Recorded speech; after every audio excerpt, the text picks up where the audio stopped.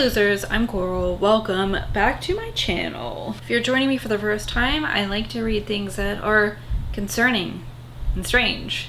So if you're into that, welcome to the party. I'm here today with the books that I'm planning to read in June. I'm doing a little bit of a thing that I probably won't get into here, but I'll probably do probably a mini vlog on it. Maybe. I've got a lot of mini vlogs and most of them don't see the light of day because I have a hard time finishing things. Oh, okay. Well, what I don't have a problem with is finishing a book, and I'm going to tell you about a couple of books here that I have specific plans for, and then we'll do, of course, my TBR jar pick and also one of the books I've owned for the longest picks. Let's get cracking. First on my list for this month is The Boatman's Daughter by Andy Davidson. I read his book In the Valley of the Sun. I loved it. It's one of my most favorite books I've ever read in my entire life, and now I'd like to read another one of his books. I've had this for a while. I also have his book, The Hollow Kind, I think it's called, and why did I have 3 of his books sitting on the shelf if I hadn't even read one? Good question. So this one is more swampy feeling. In the Valley of the Sun was definitely like a Western Gothic, and this one takes place, I'm pretty sure, it says something about the bayou, right? So I'm picturing swampy. And it's about a woman. I think it says her name is Miranda, and her father was killed when she was a child. There's something about a mad preacher, a witch, a secret child, dark forces, supernatural. It just sounds like it's going to be a really great time, especially if this is the same caliber as the debut novel that was In the Valley of the Sun. Insane. I love that book so much. I hope this is also very excellent. Then I'm hoping to pick up Violent Faculties by Charlene Elsby. I've wanted to try her stuff out for quite a while. And then I found this at Barnes & Noble once, and I was like, now there's no excuse. Because I do this thing. I've talked about it before. I try to find used copies of things. I don't really, unless I'm going to Barnes & Noble, I don't usually, or pre-ordering something, I don't usually just go onto a website and order a book that I want to read. I'm usually like, I hope I find a copy of that, and then I just wait, I guess, and sometimes that's fine, but for a lot of indie titles that don't publish a ton of stuff, used copies don't come up very often, so what the fuck am I doing, really? But I'm having a hard time changing how my brain works in that way, so I'm working on it. This is Violent Faculties. This is about a philosophy professor who is fired, and after this, it seems like she's having a hard time coping, and she comes up with some experiments that she does on, I don't know if they're students or other faculty members, but it seems like people involved in the university she worked at. She's doing experiments on them, and they seem like they're not very nice, as we can see from the diagram of somebody having their tongue cut with a pair of scissors. Ouch. That's a real ouchie. You know, I did read a short story by Charlene Elsby in a Filthy Loot collection, and I really liked it. So I have read her stuff, I guess, technically. I just would like to read some longer fiction by her. Then on my list, we have An Academy for Liars by Alexis Henderson. This is a dark academia book. Maybe also Violent Faculties is. Anyway, this is about a young woman named Lennon who is going to a college. She is recruited to go to this college in Savannah, which, if you've never been, one of the most beautiful places I've seen in our country. Not that I've been everywhere, but I've been some places, and that's one of the most beautiful I've seen. So I'm expecting another kind of swampy, gothic-y feeling story, just like The Boatman's Daughter. But this one is about a school, or in this one, the school is for people who can perform magic, and this woman, Lennon, can she has like some sort of magical persuasion, and that's really all I can remember before reading the synopsis over again, so that's all you get for today. But I will eventually tell you more about it, as long as I finish it, I suppose. This edition came from an Evernight box. It's really beautiful. It's got these green edges, like a creepy antebellum house in its reflection. I've also picked out Hollow Kingdom by Kira Jane Buxton.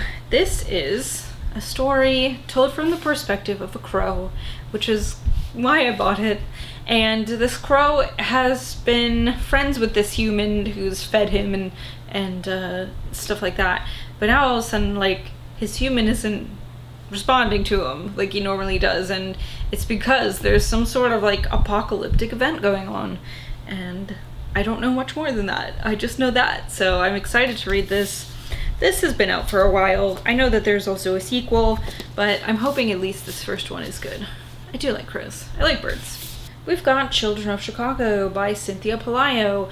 I picked this kind of because I read another book by this author, Forgotten Sisters, and I really didn't like it so much.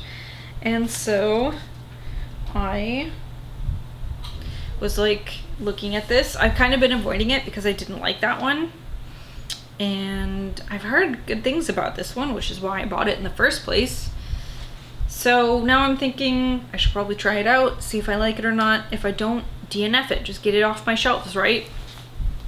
This is about a detective in Chicago who is investigating the murders of children. She thinks it might be this urban legend, a person from an urban legend called the Pied Piper. That's really all I know. I really do hope it's good. I just really did not like Forgotten Sisters. It was so boring. Now on to my next trick. Oh, you know what? I didn't quite finish my pick from last month. It was called The Shadow of What Was Lost, and I did start it. It's just that I was also doing, and I will read it. I've enjoyed what I've read so far. It's just that I was in the middle of, or I was doing a month-long readathon called Escape the Readathon, and in that, you just get thrown things like one after another, and I really just couldn't read like a, I don't know, what is that, a 600-700 page book? Fast enough to keep up with that, and now I'm kind of like, I've picked it up a few times and been like, I can't really remember what's going on, so I really just need to devote a chunk of time to doing that this month. But I will read it, okay? And now we've got a pink book, which I can't remember what is pink. Is that literary?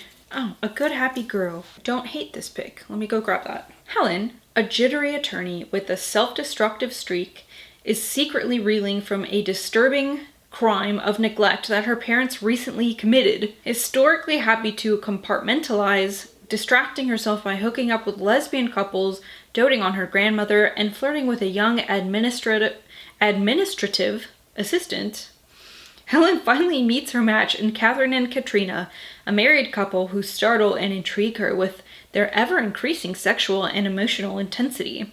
Perceptive and attentive, Catherine and Katrina prod at Helen's life, revealing a childhood tragedy she's been repressing.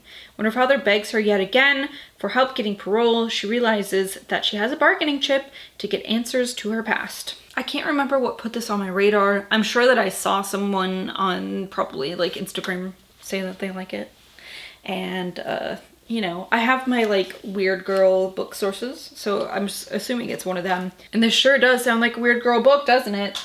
So it's fairly short. Oh, it's probably gonna be like less than 240 pages. So short and sweet, just how I like them. That makes up for last month's pick for sure. Next, I do a dice roll with my 10-sided dice. From that roll, determine a shelf, and on that shelf, I choose, or I find, the book that I've owned for the longest that lives on that shelf. Last month it was the Dark Days Club, which, okay, listen, it was a red flag when I started reading the synopsis and I was like, wow, I don't even want to read the synopsis. And then I was like, well, I'll try it out. And then I was like, why would I even do that? So I just straight up, like, I just DNF'd it. I mean, I didn't even really DNF'd it. I just decided I'm getting rid of it. So that is also kind of the point of this, because if I've had these books for so long, why haven't I read them? So, like, either get rid of them or fucking read them. I also DNF'd another one, or unhauled it. That one I actually did DNF. Pressure by Brian Keene. That was a couple months ago. But one of them was really good, Escape. All right, I got a 10. Let me count my shelves and figure out where that would be. Let me show you. I can't even put my camera in a way where I can show you the shelf without it just tipping backwards on my fucking tripod. So annoying. So anyway, this is the shelf. This is what's on it. I know right away the oldest book I have on this shelf is, or the book that I've owned the longest, is A Clockwork Orange. I bought that when, I don't know, sometime before I was pregnant with my daughter, and I remember reading it. Oh my god, I was pregnant through the summer. It's just so very fucking hot here. And I was like in my friend's house reading on the couch, and I was trying to read this, and I was like, this is terrible. I mean, just like, you know, trying to read this weird book and being miserable and pregnant, and also being so fucking hot. So that's the book. Let me grab it. Okay, are we feeling somewhat normal now, camera? Not really. Okay. So this is it. I've had this for over 10 years. Probably 12 at least years for sure. Over 10 because my kid's older than 10. Okay, it says, whoa, I didn't know that Alex was supposed to be only 15. Okay, a vicious 15-year-old Droog is the central character of this 1963 classic.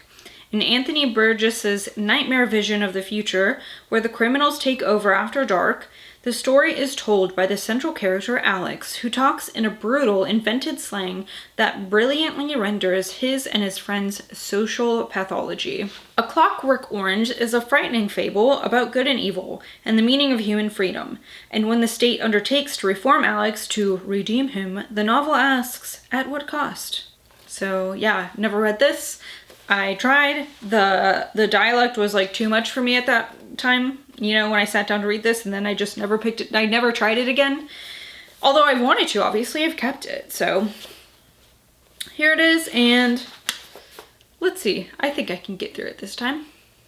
All right, here's an updated stack. Look at that. The start of the summer. I've got, well, at least a summer book. I'm hoping to get through this month as well, but I'll get back to you on that later. So I'd love to know if you've read any of these, what you thought about them, what you're planning on getting to in June. Did I say this is my June, what I'm reading in June? I don't know, it's too late now. Fuck. Well, this is what I'm reading in June, and I'd love to know what you're reading in June, if you have anything cool picked out, if you have any good summer horror books. I'd love to hear about it. So thank you again for watching, and I will see you later. Goodbye!